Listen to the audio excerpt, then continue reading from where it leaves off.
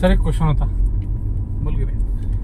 Sir प्रेम आणि career या दोघांमध्ये सर्वात जास्त इम्पॉर्टंट कोणाला द्यायचं आणि मेन म्हणजे यांच्यामध्ये टाइम मॅनेजमेंट कसं करायचं?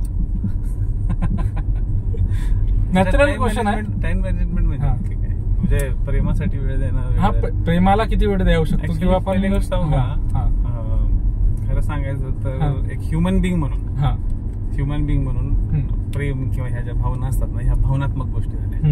ठीक आहे, प्रेम, राग या सगळ्या भावनात्मक गोष्टी. ह्याला स्पेसिफिक वेळ देण्याची गरज नाही पडत. पण करिअर आहे ना, ही भावनात्मक गोष्ट नाहीये. ओके, म्हणजे जनरली मी असं म्हणत राहतो की लहानपणापासून आपल्याला आपल्या करिअर बद्दल खूप जास्त क्युरियोसिटी असते बऱ्याचशा लोकांना. कारण की बघ, 10वीत तू वेगळं काहीतरी विचार करत असशील, मला पायलट बनायचंय, मला आर्मीत जायचंय.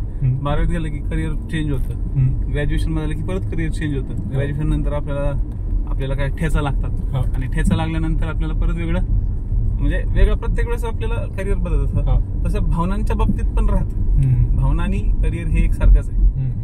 ओके, पण माझं एवढंच म्हणणं आहे, मी ह्याच्यामध्ये असं नाही म्हणत की प्रेम गरजेचं नाहीये. कारण की असे पण काही केस स्टडी आहेत किंवा असे काही केसेस झालेले आहेत की काही लोक प्रेमामुळे सुद्धा खूप प्रगती करून घेतात. पण ते कशासाठी, तसं पुढचा पार्टनर सुद्धा खूप इम्पॉर्टंट असतो. त्याने जर तुम्हाला जे तुम्हाला अपेक्षित आहे ते करण्यासाठी स्पेस दिली किंवा जे तुम्हाला करण्यासाठी अपेक्षित असलेल्या गोष्टीला त्यांनी समजून घेतलं तर ते सक्सेसफुल आपण म्हणू शकतो की तिथं तुम्हाला कसल्या प्रकारची अडचण नाही.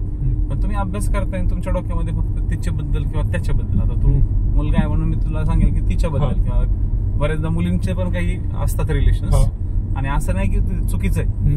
जनरली ही भावना आहे, माणूस आहे, रिलेशन्स सगळ्यांचे असतात, प्रत्येकाची भावना असते.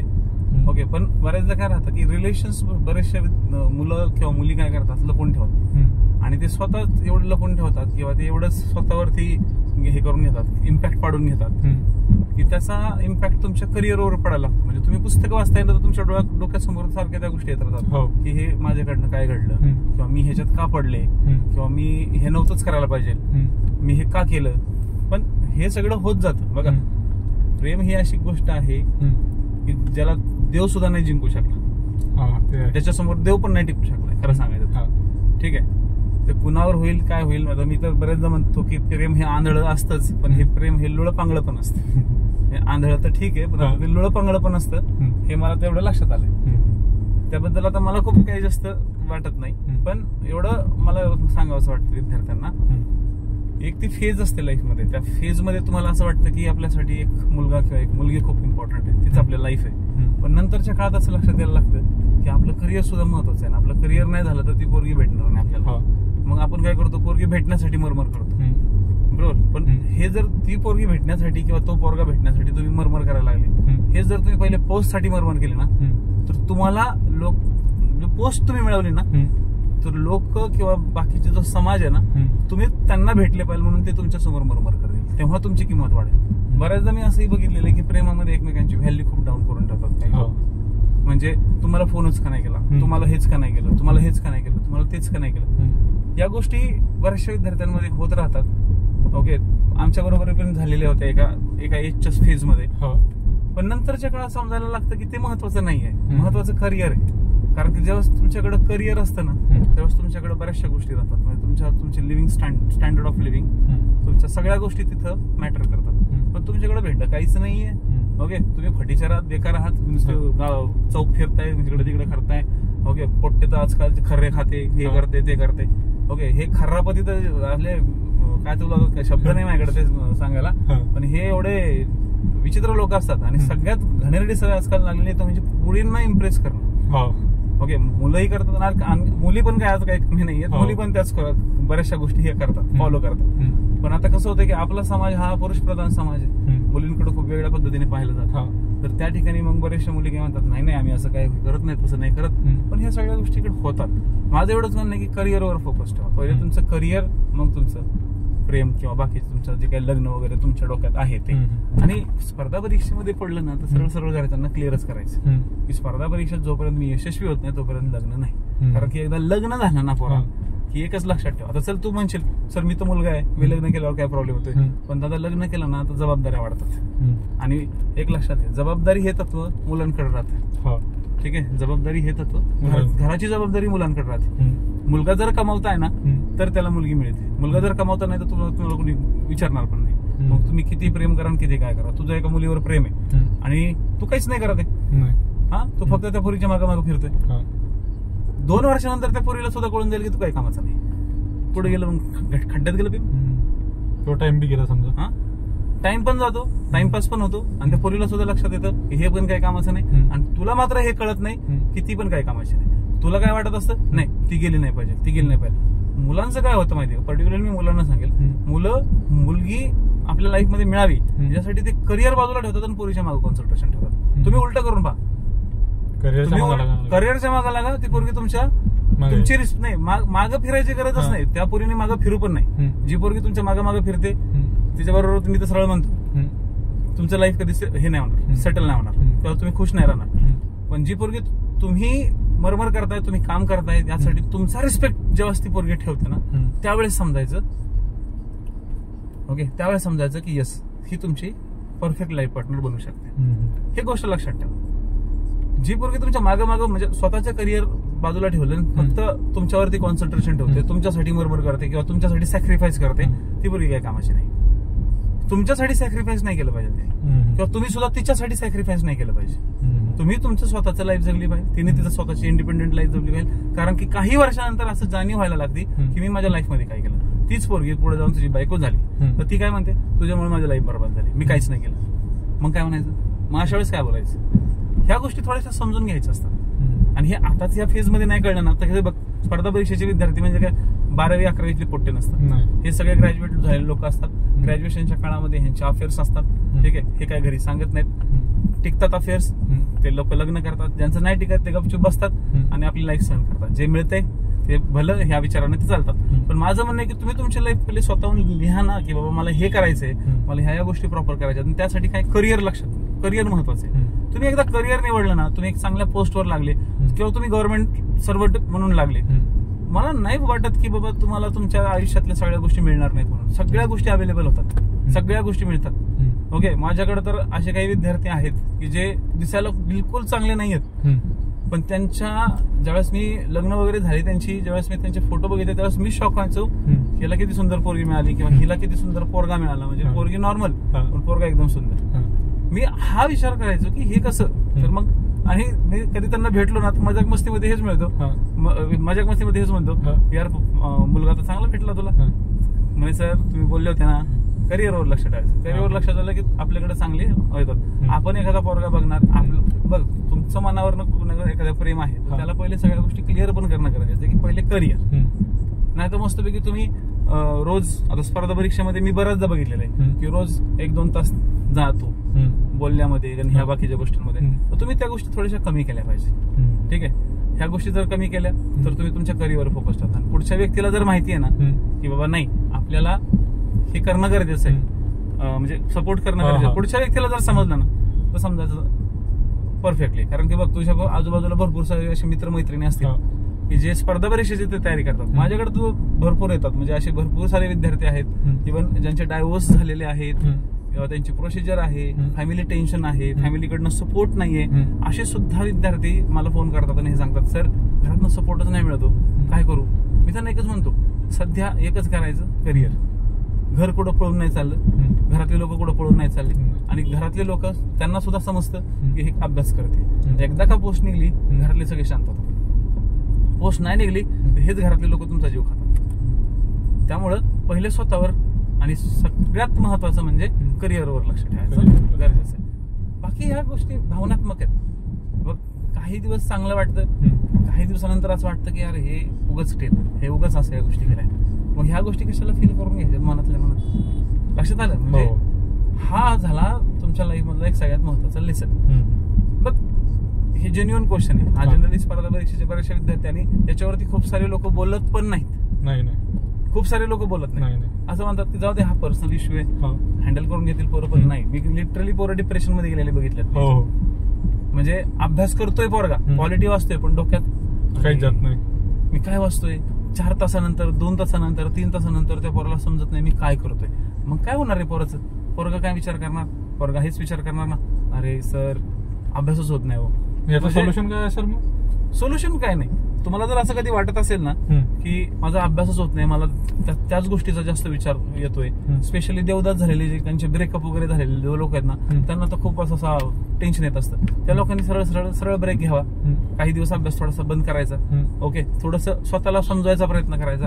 अभ्यास मी असं नाही म्हणत की अभ्यासच करत बसायचा, थोडासा ब्रेक घ्यायचा. ज्यावेळेस तुम्हाला असं वाटायला लागतं ना की नाही यार तुम्ही स्वतःच्या हातानं काय करताय, टाइमपास करताय. म्हणजे बघ कसं असतं, जो प्युअरली स्पर्धा परीक्षेचा अभ्यास करणारा पोरगा असतो ना, त्याला एक लिमिट नंतर असं वाटायला लागतं की मी अभ्यास केला पाहिजे. दोन ऑप्शन आहेत. एक ऑप्शन आहे तू तुझ्या प्रकरणाचा विचार करत बस, दुसरा ऑप्शन तू अभ्यास कर, कारण की तू काहीच नाही करत. आता गॅप घ्यायचा एक 8 दिवस किंवा 5 दिवस किंवा 4 दिवस किंवा 2 दिवस गॅप घ्यायचा. 2 दिवसानंतर तुला महत्व पटायला लागतं की माझ्यासाठी ती महत्वाची किंवा तो महत्वाचा आहे, की माझ्यासाठी माझं करिअर महत्वाचं आहे. ऑटोमॅटिक माणूस सुधारतो. ऑटोमॅटिक माणूस हा विचार करतो सरळ खड्ड्यात जाऊ, आपलं करिअर महत्वाचं आहे. एकदा करिअर केलं ना, मग माणूस त्या 4 दिवसाच्या गॅप नंतर जो पेटून उठतो ना, तो सगळ्यात भारी अभ्यास असतो. मग तिथं त्याच्या डोक्यात विचार येत नाही. पण ज्यावेळेस तुमच्या डोक्यात तिचाही विचार येतोय किंवा त्याचा विचार येतोय, तुम्ही अभ्यासाचा पण विचार करताय, डेफिनेटली तुमच्याकडनं काहीच होणार नाही. ना धडते मिळणार, ना धडते तुम्ही डिप्रेशन मध्ये जाणार. एकदम बेस्ट सरळ गॅप घ्यायचा. किती? 1 आठवडा किंवा 2 दिवस 4 दिवस, तुम्हाला जसं ज्यावेळेस तुम्हाला रिअलाइज ज्यावेळेस होतं की नाही मी काय केलं पाहिजे, अभ्यास केला पाहिजे, किंवा जर तुम्हाला रिअलाइज झालं की नाही मला ती भेटलीच पाहिजे, मग तिला पहिले मिळवायचा प्रयत्न करा. आयुष्य बरबाद करून ठेवा, कारण की तुमचं करिअर तसंही होणार नाही. मग इकडे जर मिळवायला गेला, कारण की तिथं जात आधी स्पर्धा परीक्षेत तुम्ही असे बघितलेले पूर्व परीक्षेबरोबर खूप मस्तपैकी सोबत अभ्यास करतात. ती परीक्षा पास होते, हे नापास होते, ते त्याला ओळखत पण नाही. हे बऱ्याचदा मी बघितले. मी जेव्हा युपीएससी करायचो ना, त्या काळात कितीतरी वेळा मी अशी प्रकरणं आमच्या लायब्ररीमध्ये किंवा क्लासेसमध्ये बघितलेले किंवा पुण्यामध्ये बघितलेले.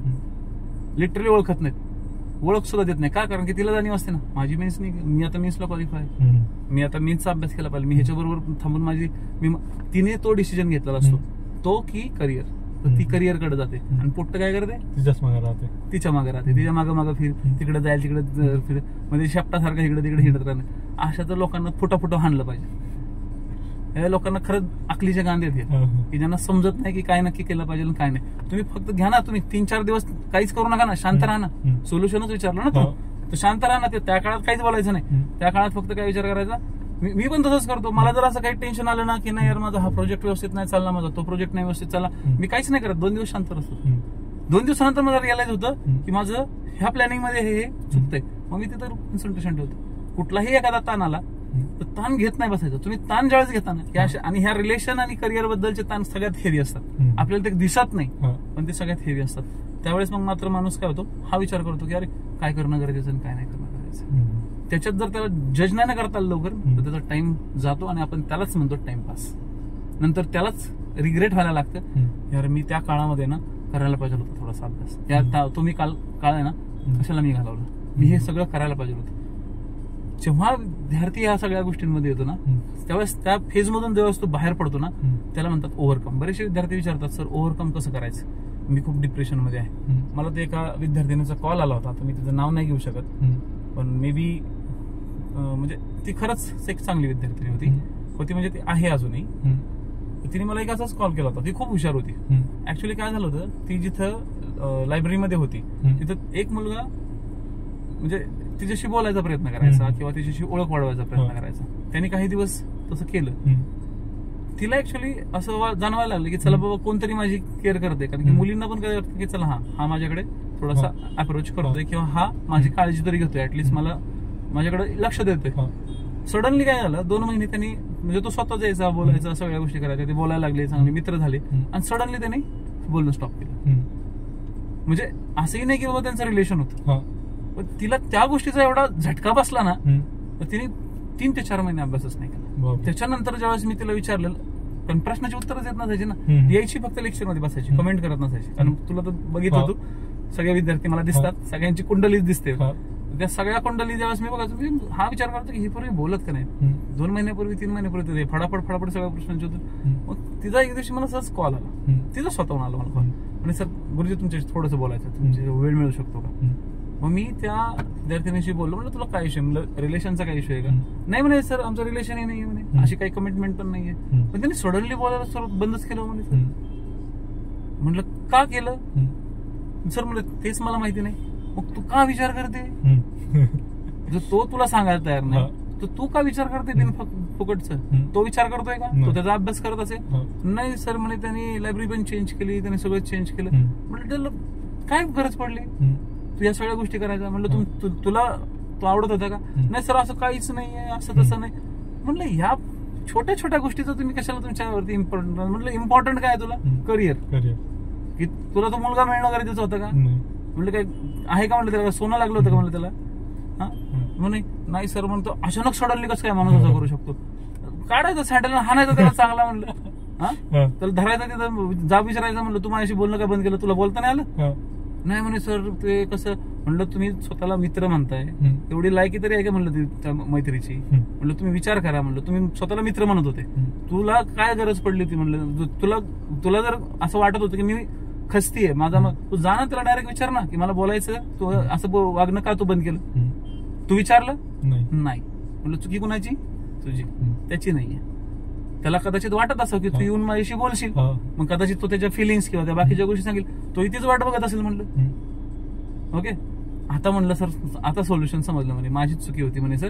म्हटलं तेच तर मी म्हणतोय, तुझीच चुकी होती. तुला जर असं वाटतंय की पुढचा व्यक्ती तुझ्या बरोबर हे असा वागतोय, तू जाऊन जा विचार तू असं का वागतोय. आपण असं इमॅजिन नाही करायचं की त्यांनी माझ्याशी बोलणं एकदम बंद केलं. का केलं विचार ना. मैत्री याला म्हणतात. हे रिलेशन मध्ये ह्या रुसव्या फुगव्या गोष्टी वेगळ्या असतात. रिलेशन मध्ये हे काय म्हणजे ठराविक 2-3 दिवसासाठी चालतं, पण मैत्रीमध्ये हे कदाचित लॉंग टर्म चालतं. अशाच मैत्र्या मग काय होतं, अशाच मित्र आपल्यापासून लांब जातात, आपल्याला हे समजत नाही. तर तुला म्हणलं की जर तू चांगला मुलगा आहे, जर तुला असं वाटतं की त्याच्याबरोबर चांगली तुझी मैत्री टिकू शकते, तर तुझं काम होतं. तू कशाला म्हणलं तुझ्यात इगो आहे? म्हणलं त्याच्यात इगो नाहीये, तो तुझ्यात इगो आहे. अच्छा म्हणजे कसं असतं म्हणलं, इगो आहे ना, इगो हा आपल्या पाठीसारखा असतो. आपल्याला पाठण दिसते आपली? नाही दिसत. लोकांना दिसते. लोकांना आपला इगो दिसतो, आपल्याला कधीच आपला इगो दिसत नाही. ही गोष्ट कायम लक्षात ठेव. आणि मेन म्हणजे कोणत्या गोष्टीची म्हणजे अशी म्हणजे जसं मित्र राहो किंवा प्रेम राहो किंवा कोणी अशा गोष्टी आदत नाही लागली पाहिजे. बघ आदत म्हणजे एक प्रकार वेगळी. पहिली गोष्ट माणूस हा सोशल अॅनिमल आहे. त्याला कुणी ना कोणीतरी आजूबाजूला असलेलं राहतं. एकदमच तू एकटा राहायला लागला ना की मग फार येडा होऊन जातो. आता बघ मी कसं आहे, मी डॉग लवर आहे. माझ्याकडे भरपूर सारे डॉग आहेत. आता काही माझ्याकडे आहेत, काही लांब आहेत, काही ट्रेनिंगला गेलेत. पण मी त्यांच्याशिवाय राहू शकत नाही. जसं माझं एक इश्यू आहे, तसं माणसाने मग तशा सवय लावायची. मला माणसं जास्त आवडत नाही. म्हणजे तू बघितलं ना आजूबाजूला अॅनिमल जास्त आहेत पण माणसं कमी. का? कारण की मला असं वाटतं की ओके त्यांनी ते मला समजून घेतात, मी त्यांना समजून घेतो. ओके. आजकाल लोक कशी झालीत माहिती का? आजकाल लोकांना फक्त स्वतःचाच विचार करायचा आहे. मी हाच विचार केला, मी पण एक माणूस आहे, मी पण हाच विचार करतोय की आता मी सगळ्यांसाठी केलं, आता मी माझं तरी माझी लाईफ जगलो पाहिजे, म्हणून आता मी माझ्यावरती फोकस ठेवतोय. ओके. पण मी माझ्यावर जरी फोकस ठेवला तरी पण मी माझं काम सोडतोय का? नाही. सकाळी 8 तू तर बघितलं सकाळी 8 ते रात्री 1 वाजेपर्यंत मी काम करत नसतो. झोप होतही नाही तरी पण मी करत राहतो. मग एक दिवस संडेचा मी घेतोच का नाही? तसं आपल्या कामामध्ये पण प्रामाणिक पण राहिलं पाहिजे. आणि सगळ्यात महत्वाचं म्हणजे सवय लोकांची नाही लागली पाहिजे. सवय आपल्याला आपल्या शेड्यूलची कामाची लागली पाहिजे. लोकांची सवय लागली ती सगळ्यात हानिकारक असते. मी एवढं सांगतो सगळ्यात हानिकारक म्हणजे लोकांची सवय. मग काय होतं की तो नाही आला तर आपलं काहीतरी होतं, अरे हा नाही आला तर आपल्याला काहीतरी होतं, त्याच्यावरती. म्हणून सवय तोडा. मला लोकांची सवय तोडण्यासाठी मला 1 ते 1.5 वर्ष लागले. आणि तसे तो खूप जुना एक्सपिरियन्स आहे.